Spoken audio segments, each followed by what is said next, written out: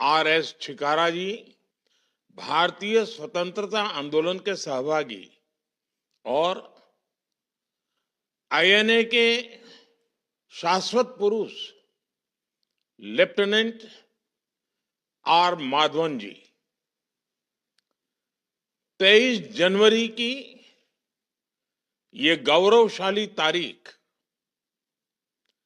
नेताजी सुभाष चंद्र बोस की जन्मजयंती, नेताजी का पराक्रम, उनका शौर्य, आज की ये तारीख हमें प्रेरणा भी देती है, हमें नेताजी के प्रति श्रद्धा भाव से भी भरती है। साथियों, बीते वर्षों में पराक्रम दिवस देश की राष्ट्रीय भावना का, नेशनल स्पिरिट का एक अभिन्न पर्व बन गया है। ये एक सुखद संयोग है कि 23 जनवरी को पराक्रम दिवस, 25 जनवरी को मतदाता दिवस, 26 जनवरी को गणतंत्र दिवस, 29 जनवरी को बीटिंग रिट्रीट और फिर 30 जनवरी को पूज्य बापू की पुण्यतिथि तक गणतंत्र का महापर्व मनाए जाने की एक नई परंपरा बन गई है। मैं इस अवसर पर आप सभी को और सभी देशवासियों को पराक्रम दिवस की अनेक अनेक शुभकामनाएं देता हूं। भाइयों बहनों, साल 2026 में पराक्रम दिवस का मुख्य आयोजन अंडमान निकोबार में हो रहा है। स्वतंत्रता का विचार कभी भी समाप्त नहीं होता। यहां कितने ही क्रांतिकारियों को यातनाएं दी गई, यहां कितने ही सेनानियों के प्राणों की आहुति हुई, लेकिन स्वतंत्रता संग्राम की चिंगारी बूझने की जगह और तेज होती चली गई और उसका परिणाम यह हुआ कि अंडमान निकोबार की यही धरती आजाद भारत के प्रथम सूर्योदय की साक्षी बनी। 1947 से भी पहले 30 दिसंबर 1943 उस दिन यहां समंदर की लहरों को साक्षी रखते हुए भारत का तिरंगा फहराया गया। मुझे याद है साल 2018 में जब इस महान घटना के 75 साल हुए थे, तब 30 दिसंबर के ही दिन मुझे अंडमान में उसी स्थान पर तिरंगा फहराने का सौभाग्य मिला था। राष्ट्रगान की धुन पर समंदर के तट पर तेज हवाओं में लहराता वो तिरंगा जैसे आह्वान कर रहा था कि देखो, आज कितने अनगिनत स्वतंत्र सेनानियों के सपने पूरे हुए हैं। भाइयों बहनों, आजादी के बाद अंडमान निकोबार द्वीप समूह के इस गौरवशाली इतिहास को सहेजा जाना चाहिए था, लेकिन उस दौर में सत्ता में पहुंचे लोगों के भीतर एक असुरक्षा की भावना थी।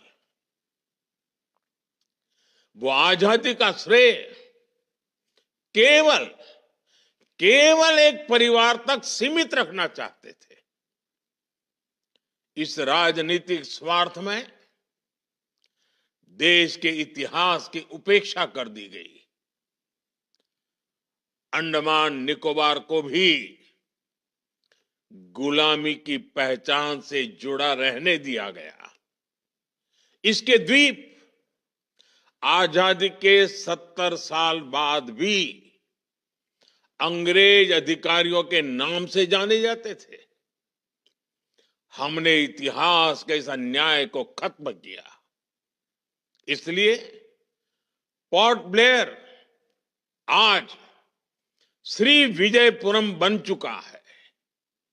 श्री विजयपुरम, ये नया नाम, ये पहचान नेताजी की विजय की याद दिलाती है।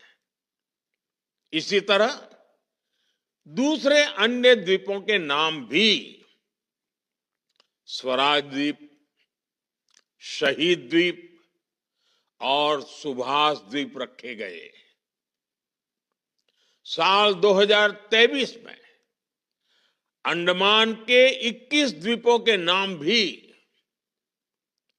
भारतीय सेना के जांबाज वीर पुरुष 21 परम वीर चक्र विजेताओं के नाम पर रखे गए। आज अंडमान निकोबार के गुलामी के नाम मिट रहे हैं। आजाद भारत के नए नाम अपनी पहचान बना रहे हैं। साथियों, नेताजी सुभाष चंद्र बोस आजादी की लड़ाई के महानायक के साथ ही स्वतंत्र भारत के महान स्वप्न दृष्टा थे। उन्होंने एक ऐसे भारत की संकल्पना की थी जिसका स्वरूप आधुनिक हो और उसकी आत्मा भारत की पुरातन चेतना से जुड़ी हो। नेताजी के इस विजन से आज की पीढ़ी को परिचित कराना हम सभी का दायित्व है। और मुझे खुशी है कि हमारी सरकार इस दायित्व को बखूबी निभा रही है। हमने दिल्ली के लाल किले में नेताजी सुभाष को समर्पित म्यूजियम का निर्माण किया है। इंडिया गेट के समीप नेताजी की विशाल प्रतिमा लगाई गई है। गणतंत्र दिवस की परेड में हिंद फौज के योगदान को भी देश ने याद किया है। हमने सुभाष चंद्र बोस आपदा प्रबंधन पुरस्कार भी शुरू किए हैं। ये विभिन्न कार्य केवल नेताजी सुभाष चंद्र बोस का सम्मान ही नहीं है, ये हमारी युवा पीढ़ी के लिए और भविष्य के भी अमर प्रेरणा के स्रोत है। अपने आदर्शों का ये सम्मान, उनसे प्रेरणा, यही विकसित भारत के हमारे संकल्प को ऊर्जा और आत्मविश्वास से भर रहा है। साथियों, एक कमजोर राष्ट्र का अपने लक्ष्यों तक पहुंचना मुश्किल होता है। इसलिए नेताजी सुभाष ने हमेशा सशक्त राष्ट्र का सपना देखा। आज 21वीं सदी का भारत भी एक सशक्त और दृढ़ प्रतिज्ञ राष्ट्र के तौर पर अपनी पहचान बना रहा है। अभी अभी आपने देखा है, ऑपरेशन सिंदूर भारत को जख्म देने वालों के घर में घुसकर हमने उन्हें तबाह कर दिया। भारत आज शक्ति बढ़ाना भी जानता है, शक्ति संभालना भी जानता है और उसका इस्तेमाल करना भी जानता है।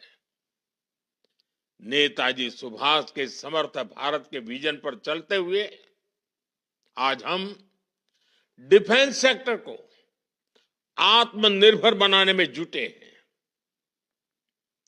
पहले भारत सिर्फ विदेशों से हथियार मंगाने पर आश्रित रहता था। आज हमारा डिफेंस एक्सपोर्ट 23,000 करोड़ को पार कर चुका है। भारत में बनी ब्रह्मोस और दूसरी मिसाइलें कितने ही देशों का ध्यान खींच रही है। हम स्वदेशी की ताकत से भारत की सेनाओं का आधुनिकीकरण कर रहे हैं। भाइयों बहनों, आज हम 140 करोड़ देशवासी विकसित भारत के संकल्प के लिए एकजुट होकर काम कर रहे हैं। विकसित भारत का ये रास्ता आत्मनिर्भर भारत अभियान से मजबूत होता है। इसे स्वदेशी के मंत्र से ताकत मिलती है।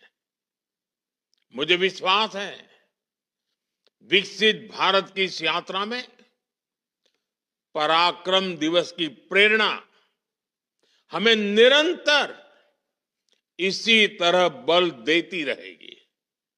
मैं एक बार फिर आप सभी को नेताजी सुभाष की जन्म जयंती की बहुत बहुत बधाई देता हूं। भारत माता की जय। वंदे मातरम, वंदे मातरम।